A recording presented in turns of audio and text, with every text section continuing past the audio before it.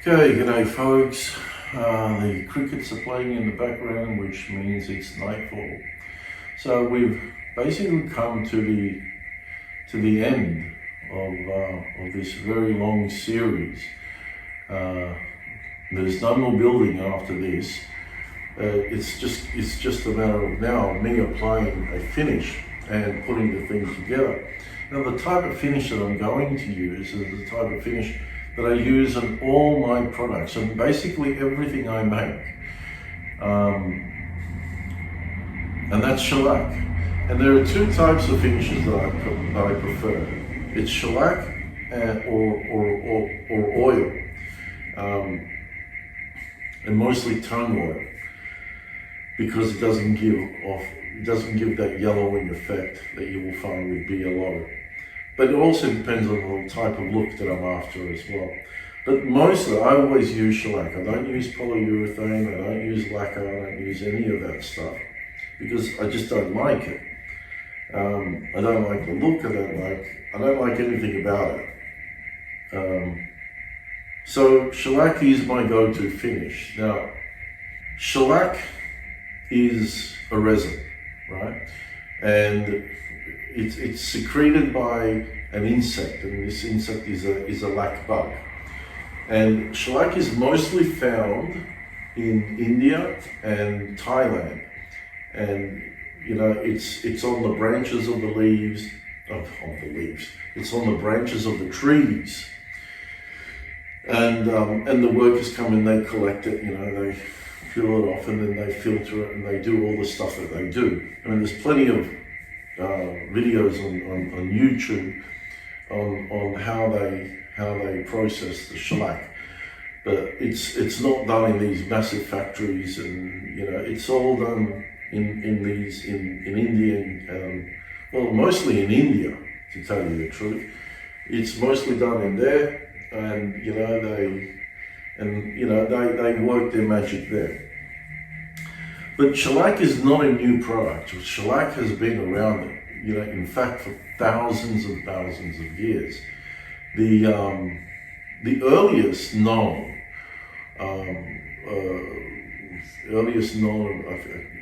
use, I would say, is 3,000 years ago, and it was they found evidence of it to be widely used, go figure, in India and China. So those countries had a massive leg up on us, because shellac didn't come to Europe until the 16th and 17th century. So, when the world became smaller through discoveries, through, they're seeking out other countries and, exploring the planet, and they saw, mostly in India and China, they saw silk, they saw, all these different spices, and they saw shellac, and they brought shellac back with them, and it became an instant hit, and it spread like wildfire. So shellac from the 16th and 17th century started to become widely used throughout Europe, and later in the 18th century it was used for high quality furniture and musical instruments that we know, with French polishing and so forth. So there are two versions of shellac. You got the waxed and you got the de-waxed. Now the waxy first of all shellac, before it's filtered, before it's during the processing stage, all have wax in them, right? But whether it's the workers who either leave the shellac in there or they filter it. Not the shellac, sorry, they leave the wax or they filter it. So the waxy shellac, it's frowned upon. Sadly, it's frowned upon because of the great panic that it was, written up in the magazines. Now, what it is, the shellac that contains the wax, firstly, is about 3 to 5%, right? And the wax provides a more warm look, more richly look. It's used on in French polishing, but it has, and this is the reason why it's been frowned upon. It has a poor adhesion, right, to the polyurethane. So if you apply the polyurethane over it, the polyurethane won't adhere to it. Or if you apply a water-based finish or a lacquer on top, it won't adhere. That's the consensus, it won't adhere to it. Whether it's true or not, I don't know. The guy from Wood Whisperer, Mark Spignolo, he did a video a few years back where he did a little experiment. And this guy's a scientist. He's actually, I think he's a rocket scientist, turned woodworker. But he did a small experiment where he tried, he applied polyurethane over the top of a waxy shellac, and lo and behold, nothing happened. But, okay, we can only take that as a grain of salt, because when you experiment something, it needs to be over a certain period of time, and you need to make multiple experiments and do lots of things before you can come up with to a conclusion. But the fact that it didn't, it did adhere to the shellac, just raises eyebrows, it raises questions. Well, is it a myth? Is it? I don't know. The other thing is that the waxy shellac is soft, and it's also brittle. So the de-waxed shellac is filtered. The wax is filtered from the shellac itself, and it does, the polyurethane does adhere to it, so it has very good adhesion qualities. And same with the water-based finishes, same with lacquer. They all adhere to the de-waxed shellac. Also, de-waxed shellac can be used as a sanding sealer, or a primer. De-waxed shellac is hard. It's not soft, so it's hard and it's more, and it's less brittle. Okay. Can't think of anything else. So anyway, now the difference between it. So that's it. That's all I'm going to say about it. To go, if you want to know more about shellac, you want to go into all the technicalities and all of that, you can find the information, wherever. It's all over the internet. But what I do want to now touch base is on how to mix it. Okay, this is on how to mix it. So first of all, I store my shellac in these type of bags.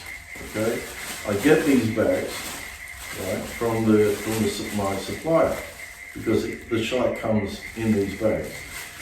These bags expel the heat, right? They don't allow the shellac to heat up.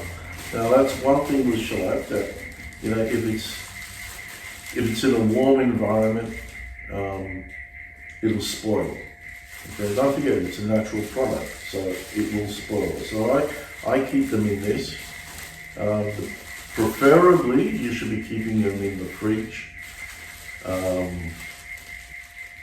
Preferably, but my wife would never allow such a thing.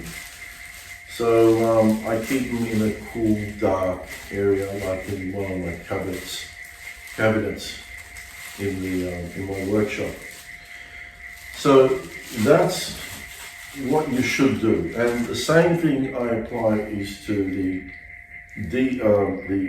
denatured alcohol. Now, here is the thing. there are some old timers who say you can use mineral spirits instead of denatured alcohol. Now I'm talking about the mineral spirits that they sell off the shelf in the hardware stores, which contains, I think it's 95% alcohol and there's 5% of water. Now that is a definite no-no, but I can't argue with them because they lived longer than I did. They're older than me, and they've got many more years of experience under the belt than what I have. And you know, many of them swear black and blue. That's what they did. They used that stuff, mineral spirits with water in it, but it's always been frowned upon to actually do it. So I've never bothered to even try because I just don't believe that to be the case. But look, 99% I'm going to say no, 1% I'm going to reserve to I'm probably wrong. So anyway, this is denatured alcohol, and it's 100% alcohol. And it has to be 100% alcohol because if it's not going to dissolve properly. So yeah, I buy this from, from my supplier. Here is the shellac that I use, okay?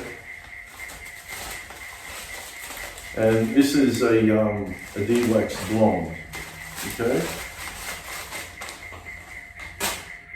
There's no reason in the world why I should be using de-waxed shellac, but except for one, and that is to use it as a sanding sealer. And because I do use it as a sanding sealer, first, I use it as a sanding sealer first to build up, actually for many reasons. If I'm using a sanding sealer, let's say for example I'm going to apply some stain and I use a sanding sealer, then the stain will not, it should not either blotch the wood or as much. So that's one thing. The other big reason why I use a sanding sealer is so I reduce the number of coats when I apply the shellac. So it seals the wood, and then I don't have to apply. It like quickly builds up the coats, and then when I start applying this, it doesn't take as many coats to build up the layers. So that would be the biggest reason why I use the de-waxed shellac. But if it wasn't for that, there would be no need for me to use a de-waxed version. I could just use the waxy version because I do prefer that warm look. I do prefer that, it's not the softness about it. It's just the warm look. I do prefer that. It's more of a traditional look. But anyway, I mean that's just we're talking. You really got to look at it, and to see, it's a very slight difference. I think I'm probably even more exaggerating it than what it is. Okay, so with this blonde shellac, right, and why blonde? Because it doesn't change the color of the wood, right? With orange shellac, obviously it's going to look orangey. With ruby and garnet, which is what I also use, that will also, the garnet has a very orangey look, and the ruby has I don't know what color I could, it's not ruby, I mean it's called ruby, well, it's very slightly it is, but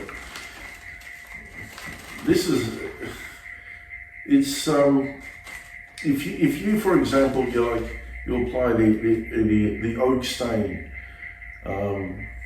to a piece of wood, and then you apply the garnet, it's going to make it look darker, right? And It'll be a very, very, very slight amount of orange to it. But it will definitely make it look darker. It comes up really, really nice. With the ruby, if you apply, like for example, a Jarrah stain, then it'll make it more redder or ruby-like. And it's also a very, very nice look. It's pretty, you know, to the untrained eye, you would say, wow, this is Jarrah, you know, or some other high-end rosewood, or, you know, like some high-end wood. And that's basically what it is. You don't just apply the shellac to the raw wood and then say it's going to be, you know, garnet or, you know, or a dark chocolatey type of wood. No, that's not what's going to happen. So, but with the blonde, it doesn't change the color of the wood at all. So this is like applying a clear coat of something. So I like to work with a 1 pound cup. So, and I also use about 200 milliliters of alcohol, because I want 200 mils, you know, of shellac. So with a 1 pound cup, you would use about 23 grams of, now I don't know what that is in ounces, because, you know, this is where my US thing goes out the window. I don't know nothing about, you know, ounces and so forth. So I use about 23 grams of shellac flakes on a 1 pound cup. On a 1.5 pound cup, I'll use about 36, 37 grams.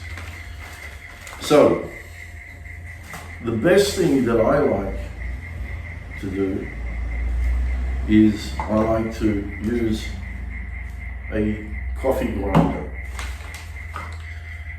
and I like to turn it into a powder, because it really dissolves the shellac very, very fast. But firstly, oh, by the way, this is my weighing thing.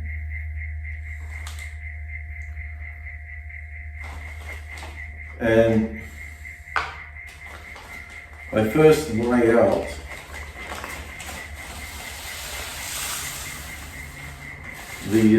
the shellac, the flakes.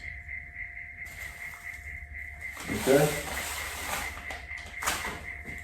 So this says now 39 G's, right? 39 grams. This thing itself is about, actually that's probably a little bit too much. The cup,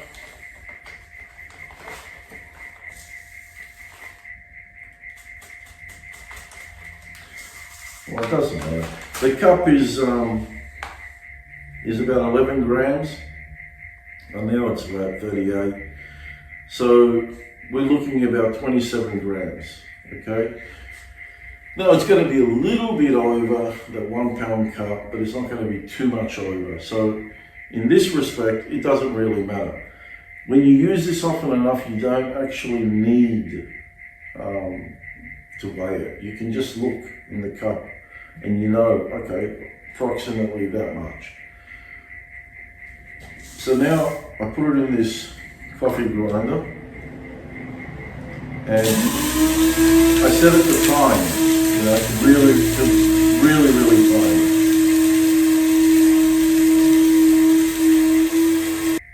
Okay? There's no point in running it again because it won't be any finer than what it is. I'll just get a jar, I forgot the jar.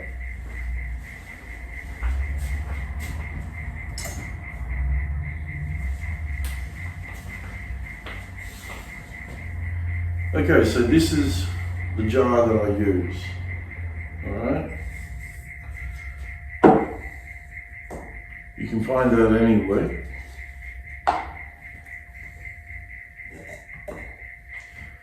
First, I'll put in, or measure 200 mils of this alcohol.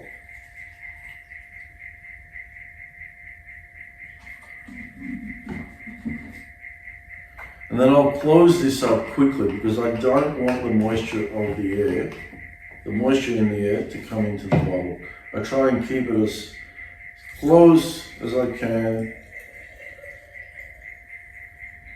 to the 100% alcohol. So now with this, and this is the part that, you know, I always struggle with, is pouring it into the jar without spilling it everywhere.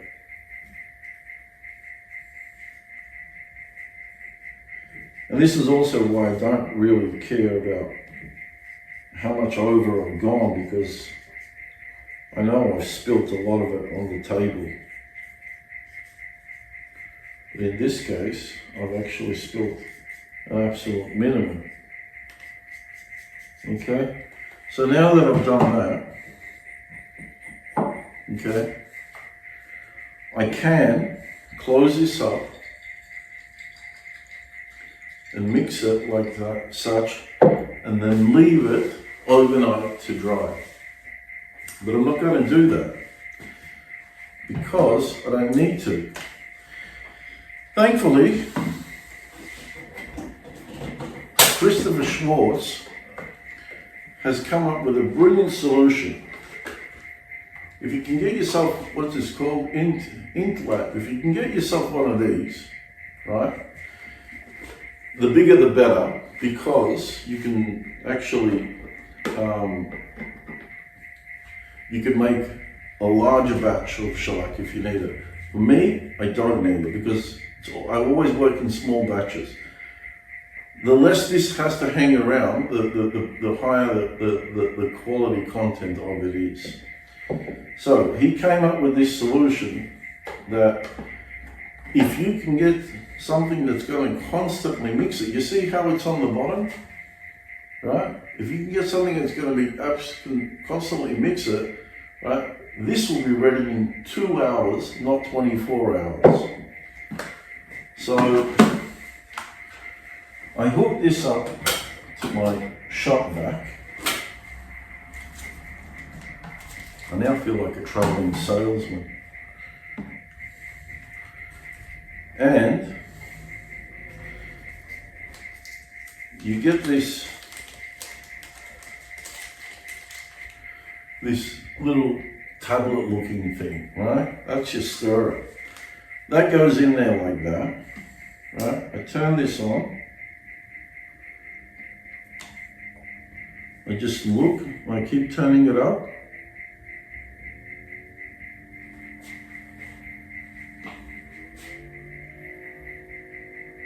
Okay. For some reason it's not turning, it's not mixing. So what I'll do is that, and that's probably because of me leaving the shellac in there for as long as I did. Okay, so now that I've mixed it up, now it should start the turn. And voila, there it is, it's mixing. Now I don't want to turn this up any higher because that mixer just somehow loses it's supposed to turn in the middle, and then it just loses itself and then it jumps to the side and it's not mixing. So I leave it as is. I know it's turning, I can see it's turning, and presto, within 2 hours or in 2 hours time, this will be finished.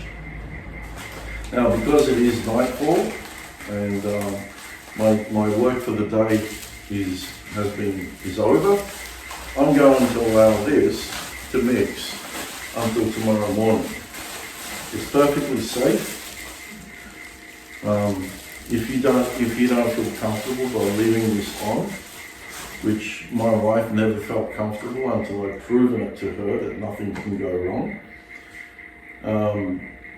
You leave it and come into the shop for the next day, and you will have a beautiful fresh batch of shellac that is of the highest quality, and you're good to go.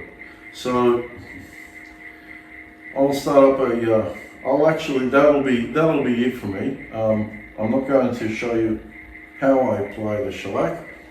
It's just a matter of brushing it on. But I will make one last video of showing you all as I finish. Like, I'll put it together and then display the finished product. Well, not the product from me, it's my shop tool, and that'll be it. Till then, I bid you farewell, good night, and adios.